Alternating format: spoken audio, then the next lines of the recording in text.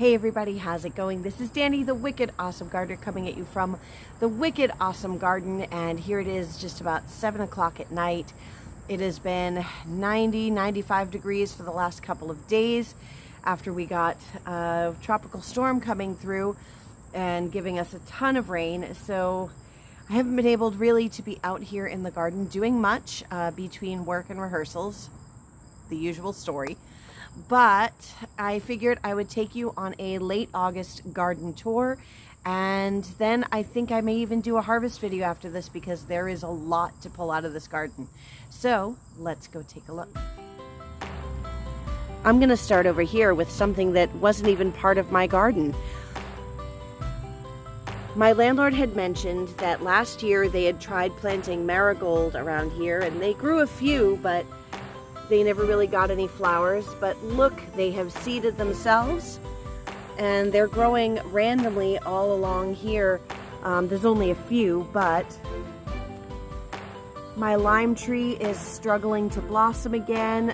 These tropical storms have given my lemon and lime tree way too much water. I need to put them in new pots because this really is not okay for them. They are really struggling without proper drainage, and I think they need a bigger pot. So it's blossoming. The bees are probably loving it. The lemon hates me.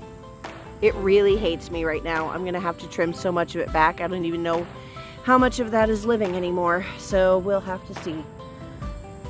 Here's where the lettuce, spinach, and kale is going to go very soon. It's just kind of been left to its own devices, and you know what happens. Mother Nature doesn't like bare soil, so she's covered it with weeds, which I've started pulling today while it's been a bit cooler. So hopefully I can get that all finished and get these planted up by Saturday. These carrots are all going to come out. Somebody told me that I can make carrot pesto out of these carrot greens so that the teeny tiny baby carrots there aren't so much of a waste. Somehow a tomato plant ended up over here. Time to harvest all of these radish seed pods. I'm gonna have plenty of cherry bell radish seeds, I'll tell you that. And the weight of the radish seed pods definitely took out the onions, bent them over, so it's time to harvest all of those. I'm gonna get that done tonight, and I'll show you how I dry them in another video. Now, for this okra, it's a little overgrown. Don't go crazy on me. This is intentional. Not that I am saving them for seed, but I am growing them for seed. And I'll explain. When I did my Northern Girl Tries Okra for the first time video, the okra was actually pretty good raw.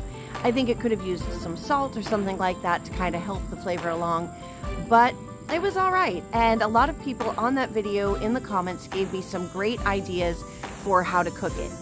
They told me to stay away from steamed because it becomes a slimy mess, but roasting and using in gumbo, things like that, were definitely high on the list.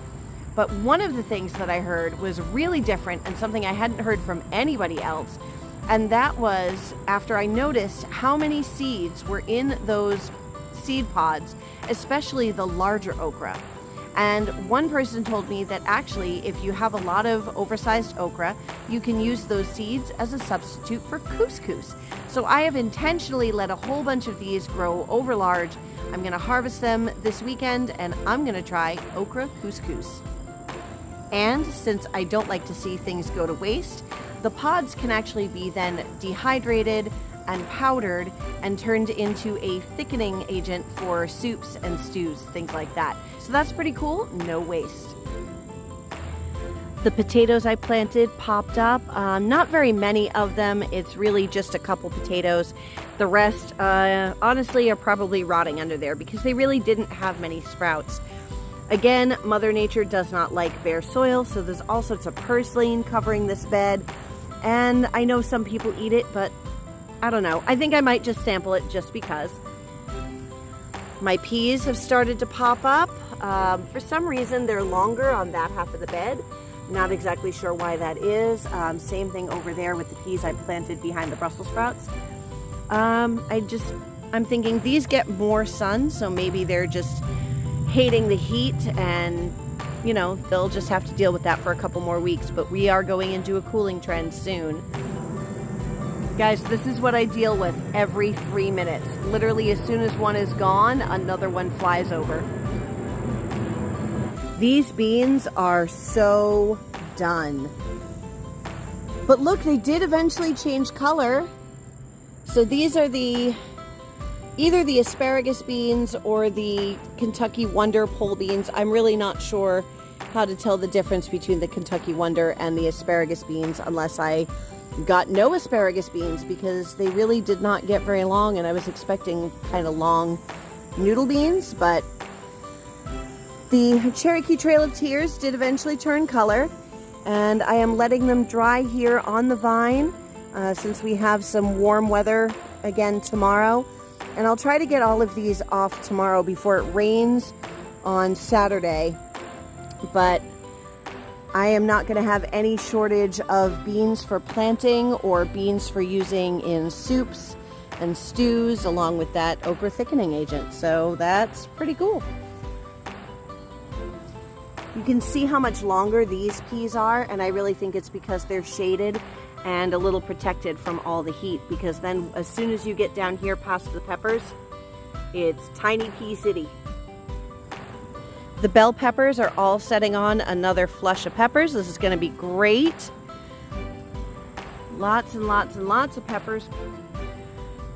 The lute showers are showing no sign of slowing down.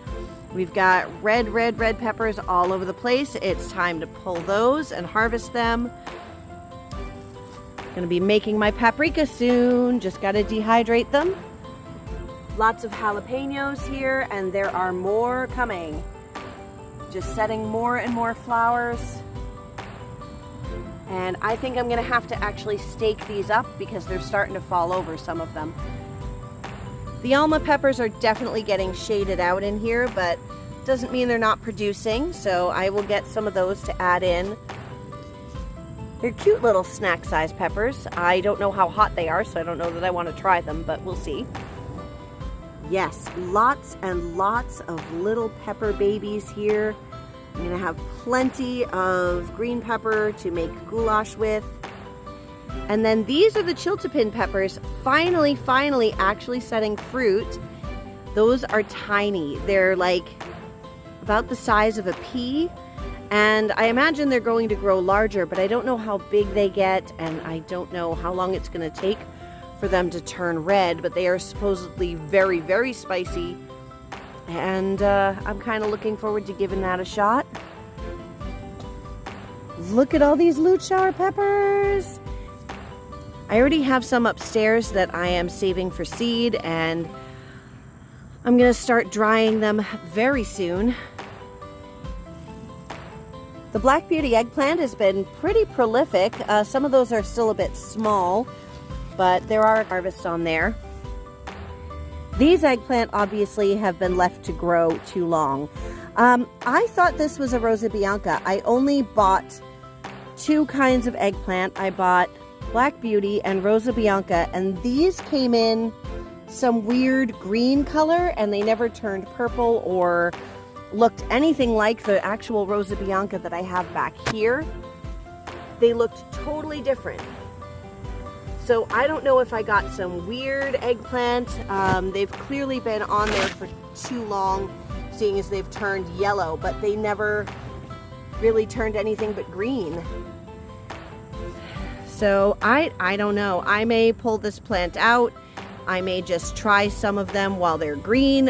I don't know, guys. If you've got any clue, let me see if I can find a young, immature one.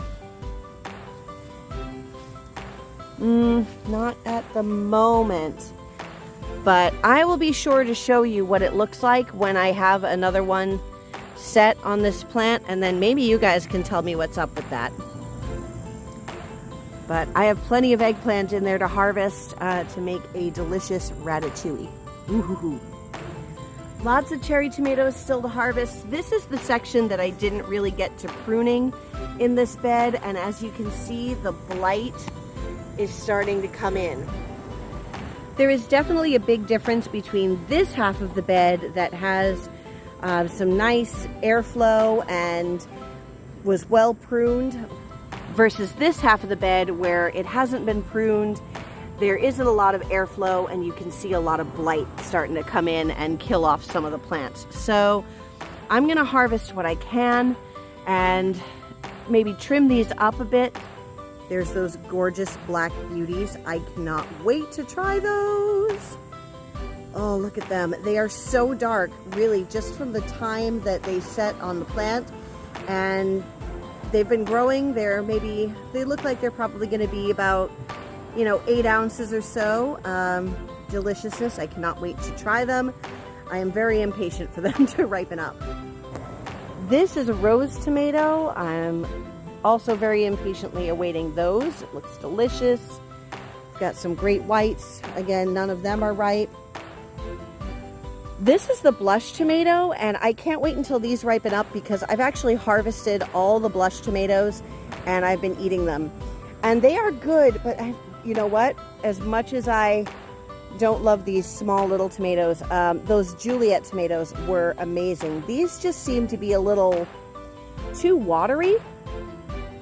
I don't know, maybe I need to let them sit on the plant a little bit longer next time before I harvest, but the Juliets had a much more concentrated flavor. There is my first Cherokee Purple. It got some definite cracking from the storm that came through, so I'll harvest that and eat it before it really gets too much damage from those cracks. This is the Valencia. Does that or does that not look like an orange? It was actually a brighter orange before, and it's darkened just a little bit because it is so ripe and ready for harvest. I think maybe I'll take that.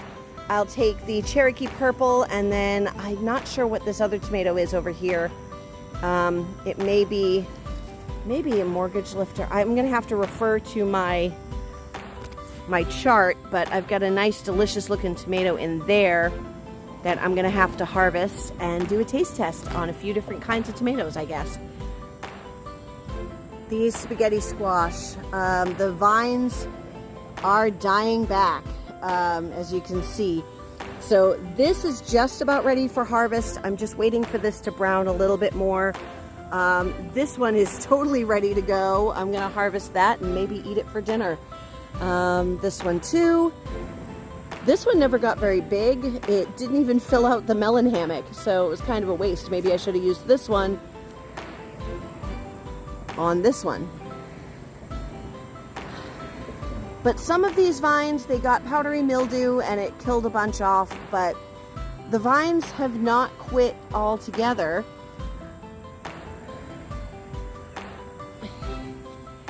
Hey Kiki at Urban Girl Gardening, I did get one single solitary honey nut squash.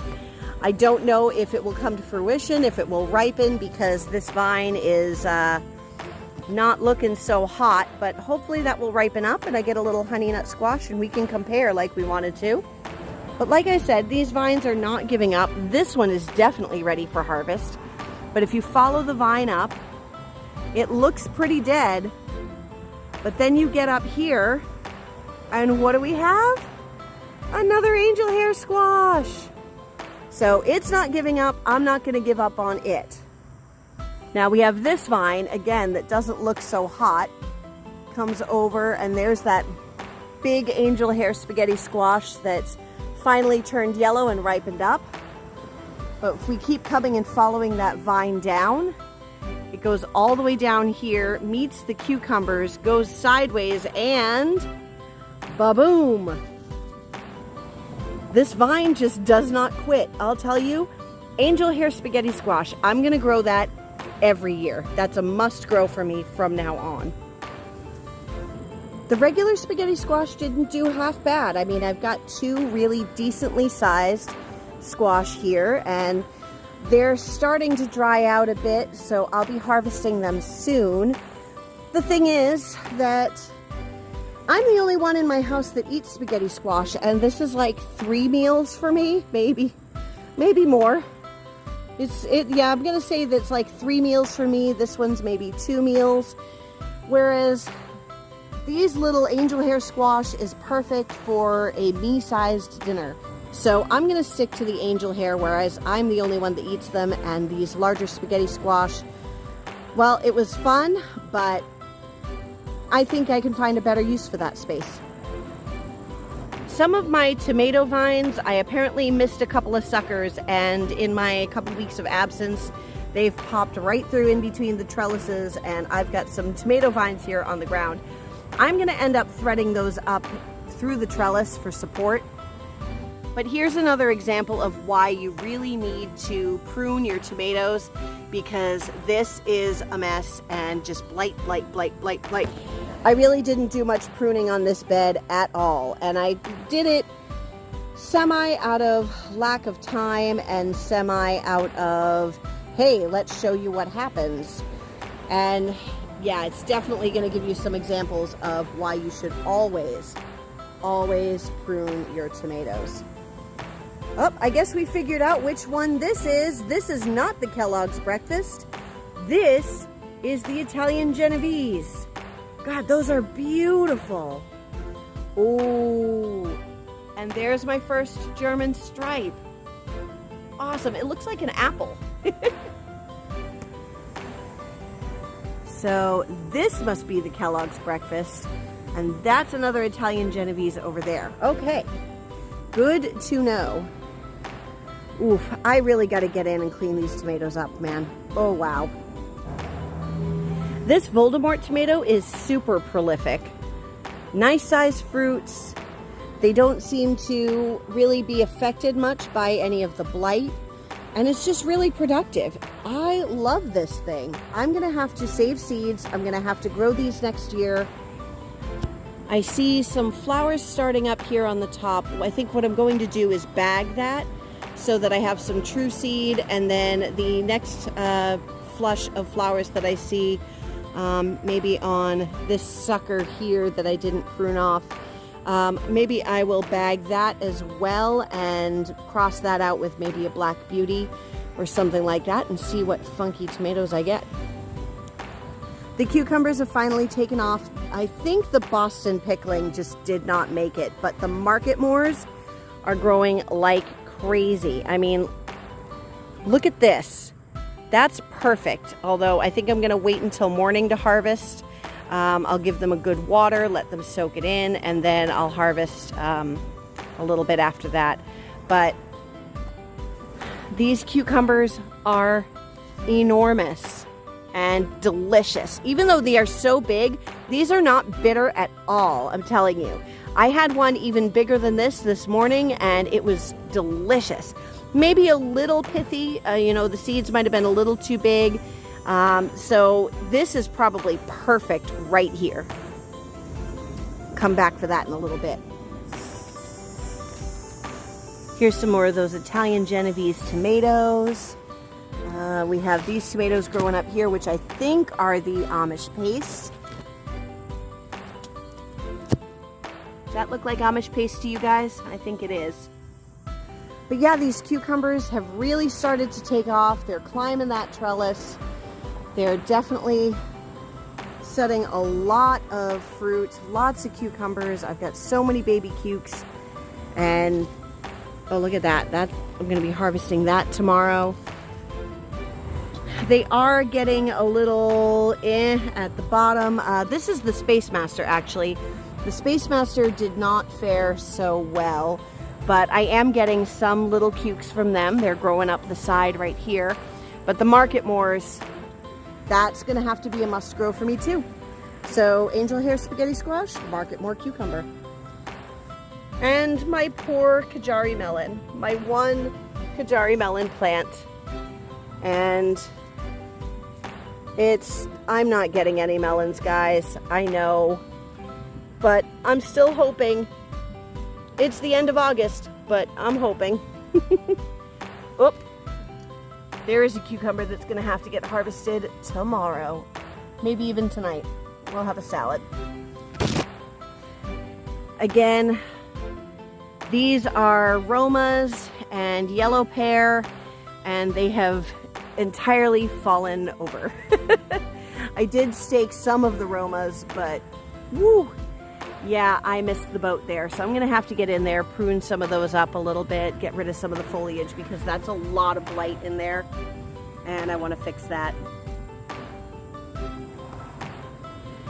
Time to remove some more foliage from my Brussels sprouts, but look at that, we're getting sprouts. It's awesome. I'm gonna leave these going till frost, honestly. Just as the pole beans have started to peter out, take a look. The bush beans are getting ready to take over. I think I may have made some mistakes, and I have some pole beans planted in here.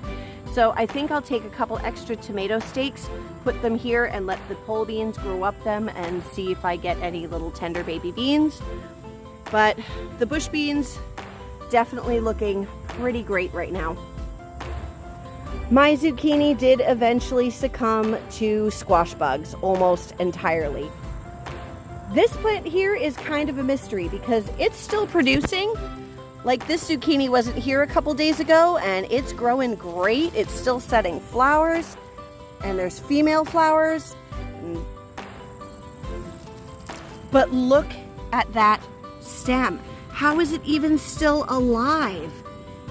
Like, the squash borers got into that bad, but it's still kicking.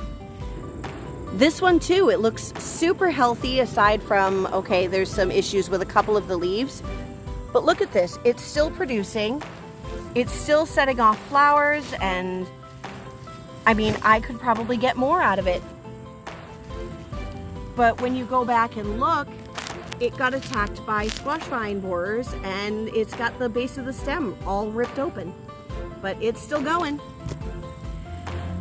I may want to harvest this one. The plant's a little dead. Oh yeah.